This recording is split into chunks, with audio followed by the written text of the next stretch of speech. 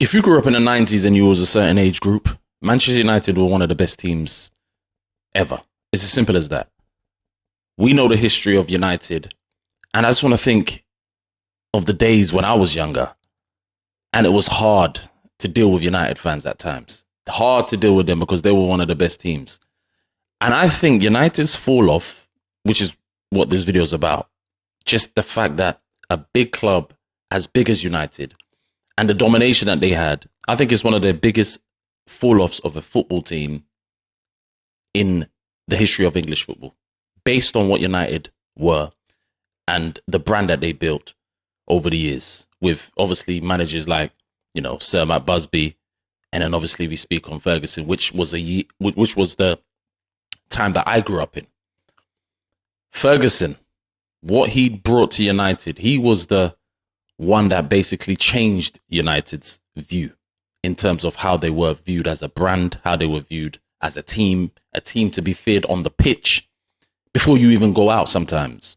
There were obviously challenges on the way when Ferguson got there, but just the ideology of how Ferguson brought United to a point where at times before even playing them, players used to say stuff of the past in regards of they were just a team that maybe you kind of were defeated before you even started. Before you even started, when you was in that tunnel, it was more or less over at times. That's the sort of aura United developed over the years. And I look at it and I think to myself, what they set under Sir Alex Ferguson, and the levels that they reached, the teams they developed, the grassroots level way that they developed their teams, whether it was from the youth team that they had, the Gary Nevilles, the Nicky Butts, the Scholeses,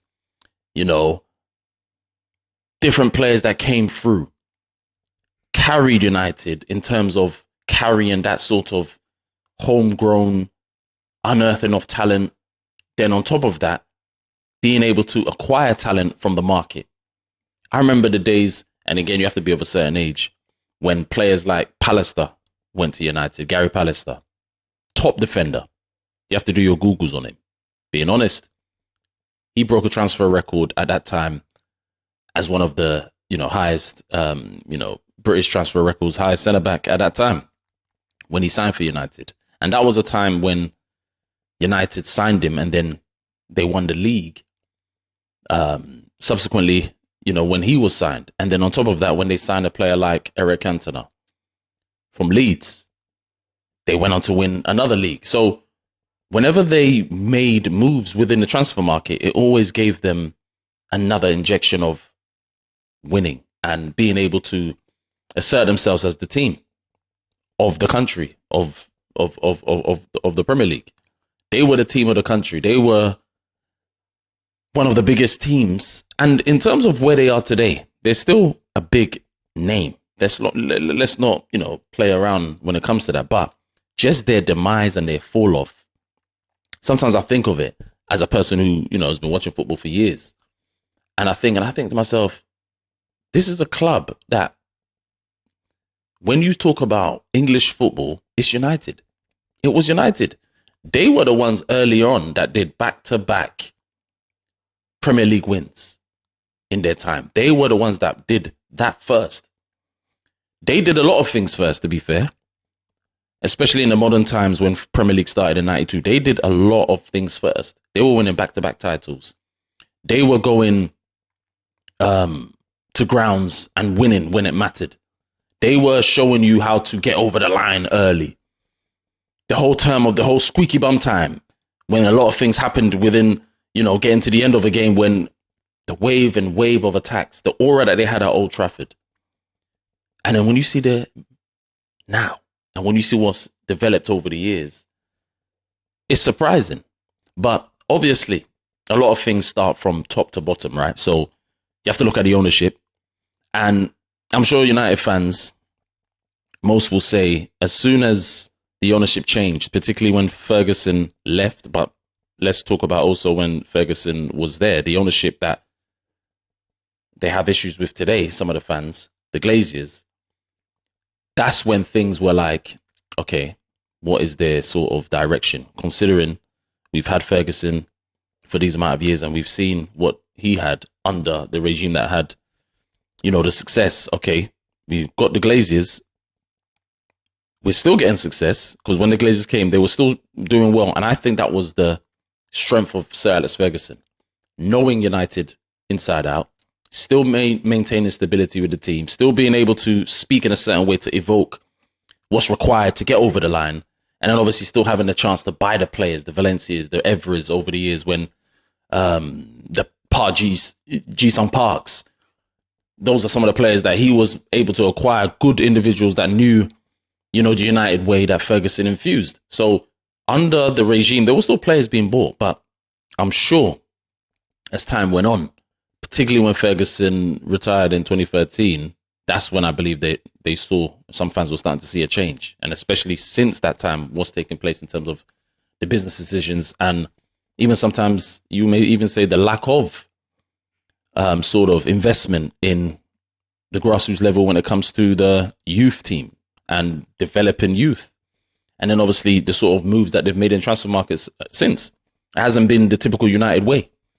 And I look at it and think, this is a crazy fall off, but it's not something that is spoken about in the regard of this is probably one of the biggest for a club like United, considering what they were. It's one of the biggest, I think, in English football.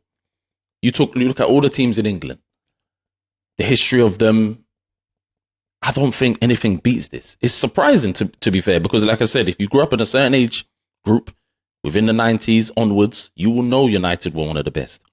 You couldn't live with them.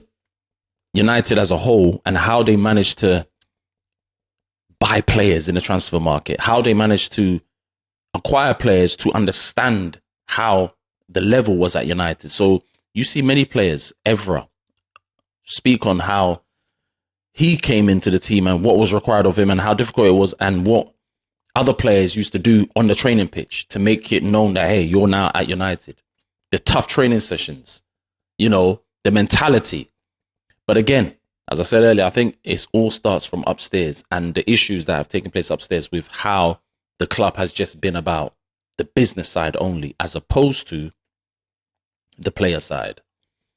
You know, investing in the right players, investing in the right managers as well. Because on paper, you may look at United and say, okay, but they've had named managers, Mourinho. They've had names. He won some trophies. But it wasn't the level of trophies that United have been accustomed to. They didn't challenge for the league consistently under him. Yes, they finished second at one point under him, but you have to also question, okay, they've had managers who have a name. The Van Gaals, that's a name, you know, but they've not been able to maintain a standard. The culture that United have has been ripped out. And it's like it's just acceptable for the club to be that way. But because it seems the club is more focused, and obviously, if you're a business, you're going to be focused on finances, but there has to be an understanding of the football side and people within the club that understands the football side to know that, okay, you can make your money, but there has to be investment in this area because we now need to keep developing on the pitch. You can do two things at the same time. We've seen these things. You can look at other clubs around the world over the years. You can say what you want about Madrid, you know, the days of the Galacticos in the early 2000s. They will always try and buy players and make sure that they're getting the best and attempt to try and get the best, and also make sure that their, you know, business interests are intact. So you've seen these things happen where both can be done, but it seems United's ownership is the issue where, you know, they're more focused on getting to the money as the main source, you know, of success. But I think United's teams over the years, the early 90s, the mid 90s, the 2000s, even if you want to go up to the 2010s to an extent, that team under Ferguson was what got them where they were, was what made their brand become international. They were one of the first teams early to go to the Far East and acquire that fan base. You know, they were early in doing a lot of things. We have to be fair, but where they are today, the standards that have dropped is crazy. some of the players that they've signed, I still think of it. I think, damn, this is the biggest fall off, and it's embarrassing. It's embarrassing if you're honest, and you're not too biased, and you're not thinking based on feelings. If you've got an allegiance to United, you have to say, "Yo, this is embarrassing," And for it to go on this long, I'm surprised. I'm surprised that it's been since, like I said, 2013 when Ferguson left to now, in 2025 onwards, and there's no kind of sort of clear-cut direction that you can see the team going in. You have moments where you see maybe managers have done things, but it hasn't been consistent. There's not been a clear-cut direction of where the club want to go. And that's where it starts. It's where upstairs want to go. And then obviously the vision should be shared by the manager and then the players alike. But yeah, man, I have to just think of this and say, imagine though when United do come back, I think their fans will be insufferable. Like literally. And I won't even begrudge them, because I'll be like, look, United were once what they were. They've now got to a point where they're doing well again eventually. Because I'm sure there may be a turn, especially if there's new ownership who have the right sort of desire for the team and for the club, right? You get the right manager, you get the right style of play, you get the right individuals with the right characters and, ability. You form players that are for your system. You may see them go crazy again.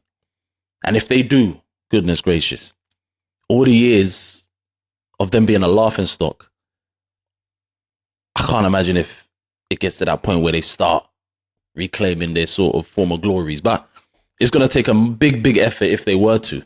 And United's fall off as well coincides with City, Manchester City's dominance. The Manchester City that I grew up knowing with players like, no disrespect, Sean Golter, Paul Dickoff, good players. But those are some of the players that I remember. A team that was just a team. They weren't prominent. So even that should even affect United to a point where they should be thinking, goodness gracious, they weren't even a nosy neighbor. I remember the term Ferguson used, noisy neighbor. They weren't even a noisy neighbor at one point. They were just a team called Manchester City. And this is just being honest. So that also should make United think, wow, what are we doing?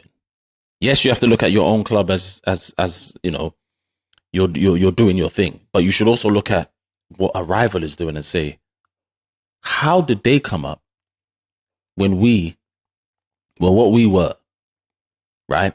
And we've just allowed them to do what they're doing. That should even irk United even more. But again, when you don't have football people upstairs in a club, in certain decisions, making certain decisions, these things wouldn't matter. This sort of fan sort of way of thinking, a person that's a fan will think from this perspective, or a person that knows football will think from that perspective. So what United have done and what City have done since the time Ferguson left, it's like they've switched roles. It's like literally they've switched roles. So that's another thing. Man City now are where they are. And if they continually do things right, they will continue to do what they have to do. But only time will tell, because we saw what happened when Ferguson left Manchester United. The care for the club doesn't look like it's there. The care for the money is there from the ownership, but the care for the actual club ain't there. And the fans are having to just deal with it. And yeah, if they show discontent and if they, have moments where they boo, it's understandable. But yeah, no, this was a video just to talk about United. A person who watches, knows football, and has grown up in a certain era. Just thinking of United's demise was one of the biggest fall-offs in football. And I think that's in club English football. Nothing bigger than United's fall-off, considering where they were. But yeah, it was interesting to talk about this, and it will be good to find out what people think. Like the video, and any football fans out there, what's your opinion on United being the biggest fall-off in English football history? And yeah, I want to hear what people think.